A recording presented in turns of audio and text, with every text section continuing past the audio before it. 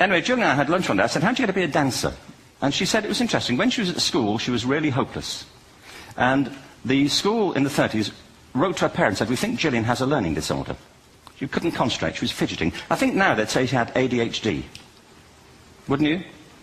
But this was the 1930s, and ADHD hadn't been invented, at this point, so it wasn't an available condition. People weren't aware they could have that. Anyway, she went to see this specialist. So this oak-panelled room, and she was there with her mother, and she was led and sat on this chair at the end, and she sat on her hands for 20 minutes while this man talked to her mother about all the problems Gillian was having at school. And at the end of it, because she was disturbing people, her homework was always late and so on, little kid of 8, in the end, the doctor went and sat next to Gillian and said, Gillian, I've listened to all these things that your mother's told me. I need to speak to her privately.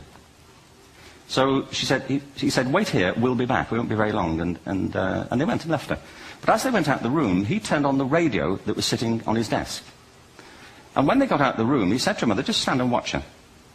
And the minute they left the room, she said she was on her feet, moving to the music.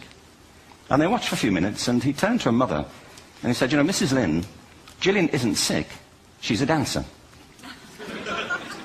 Take her to a dance school. I said, what happened? He said, she did. I can't tell you how wonderful it was. We walked in this room, and it was full of people like me. People who couldn't sit still. People who had to move to think.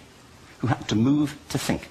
They did ballet, they did tap, they did jazz, they did modern, they did contemporary. She was eventually auditioned for the Royal Ballet School.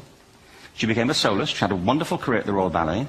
She eventually graduated from the Royal Ballet School, found her own company, the Gillian Dance Company, met Andrew Lloyd Webber. She's been responsible for some of the most successful musical theatre productions in history. She's given pleasure to millions, and she's a multi-millionaire. Somebody else might have put her on medication and told her to calm down. Now, I think